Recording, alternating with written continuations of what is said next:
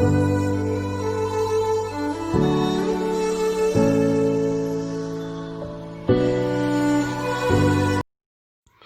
Students, welcome to Edurable. देखिए, आज के इस लेक्चर में हम लोग पढ़ने वाले हैं डिफरेंशियबिलिटी के बारे में। सबसे पहले इस लेक्चर में हम लोग डिफरेंशियबिलिटी का कॉन्सेप्ट जानेंगे कि डिफरेंशियबिलिटी को कैसे शो किया जाता है, कैसे डिफरेंशियबिलिटी प्रूव की जाती है, और एक एग्जाम्पल देखेंगे जिसके थ्रू ये समझेंगे हम कि कैसे क्वेश्चन को सॉल्व करना है। चलिए शुरू करते हैं। Let F X be a real valued function. माना कि एक फंक्शन है एफ एक्स जो डिफाइन किया गया है ओपन इंटरवल a, b में, और C कोई एक ऐसा पॉइंट है जो A और B के बीच में लाई करता है।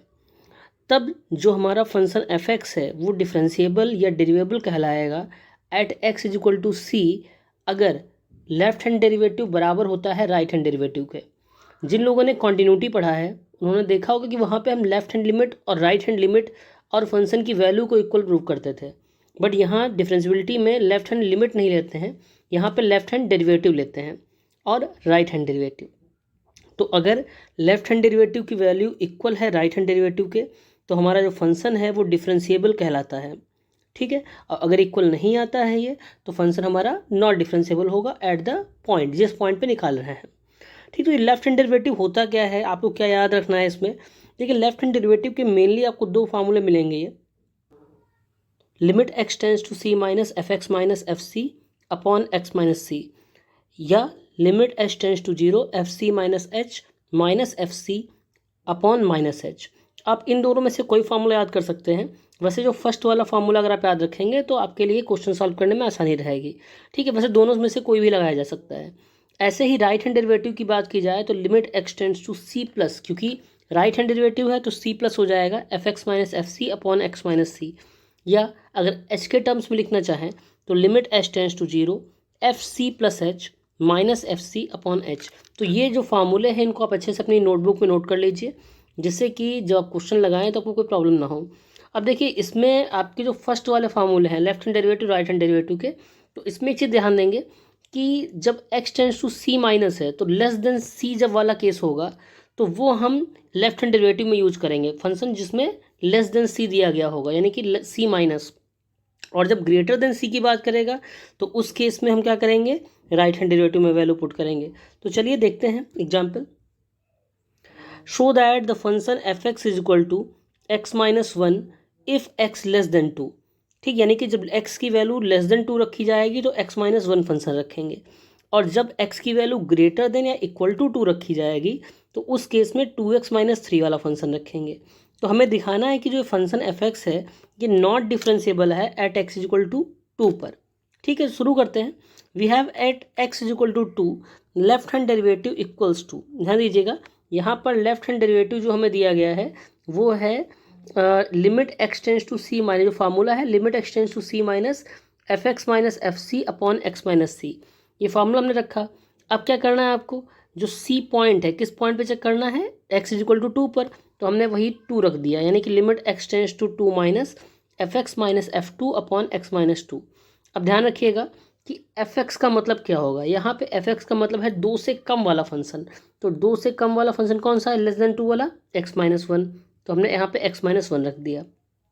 ठीक है, अब एफ टू की बात कर रहा है, मतलब एक्स की इक्वल टू जब टू होगा तो उस केस में फंक्शन कौन सा है, टू एक्स माइनस थ्री। तो यहाँ पे टू एक्स माइनस थ्री रखेंगे, बट एक्स की जगह पे क्या रखेंगे, टू, क्योंकि एक्स की जगह पे क्या रखा हुआ है, टू रखा हुआ है। तो ये बन जाएगा two into two minus three.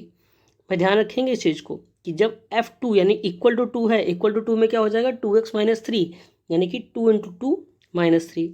और जब इसको हमने सॉल्व किया तो चार माइनस तीन यानी कि ये आपका आ गया एक, तो एक्स माइनस वन सॉल्व होकर ये हो गया एक्स माइनस टू। नीचे भी एक्स माइनस टू था तो ऊपर नीचे कैंसिल हो जाएगा और आपका आंसर आ जाएगा वन। ओके, अब ये लेफ्ट हैंड डेरिवेटिव की जो वैल्यू हमारी आई वन आई है। चलिए देखते हैं राइट हैंड डेरिवेटिव। अब राइट हैंड डेरिवेटिव की अगर बात करें तो राइट हैंड डेरिवेटिव में limit X tends to C plus F x minus F C upon x minus C. अब X tends to C plus, अब सी क्या था हमारे पास, टू था, तो limit X tends to two plus F x minus F two upon x minus to.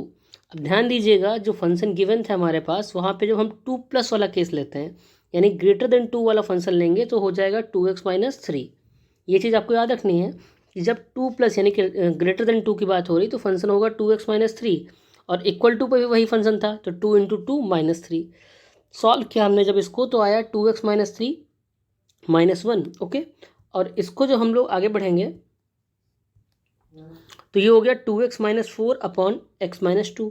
2x-4 से अगर आप 2 कॉमन करते हैं तो अंदर बचता है x-2, नीचे x-2 ऑलरेडी था तो x-2 कैंसिल आउट हो गया तो हमारा वैल्यू बची 2, यानी ये आया 2। जबकि हमने ध्यान दिया था कि लेफ्ट हैंड डेरिवेटिव की वैल्यू क्या थी 1, राइट हैंड डेरिवेटिव की वैल्यू क्या आई 2। तो left hand derivative right hand derivative दोनों डिफरेंट आ रहे हैं यानी कि इक्वल नहीं आ रहे हैं। जब इक्वल नहीं होंगे तो इसका मतलब फंक्शन हमारा डिफरेंशिएबल नहीं है, यानी कि the given function f(x) is not differentiable eight x = 2। यहाँ पर एक नोट पॉइंट आपको याद रखना है कि अगर कोई फंक्शन डिफरेंशिएबल होता है तो वो अपने आप कॉन्टिन्यूस हो जाएगा, कॉन्टिन्यूटी को शो करेगा। कोई भी फंक्शन अगर डिफरेंशिएबल है किसी पॉइंट पे तो वो कॉन्टिन्यूस तो होगा ही होगा। बट अगर कोई फंक्शन कॉन्टिन्यूस है तो ऐसा ज़रूरी नहीं है कि वो डिफरेंशिएबल हो भी सकता है डिफरेंशिएबल और नहीं भी हो सकता है, वहाँ पर दोनों कैसे अप्लाई करेंगे। तो इसी के साथ अपना ये लेक्चर हम समाप्त करते हैं। अब अगले लेक्चर में हम लोग इसके और क्वेश्चंस देखेंगे।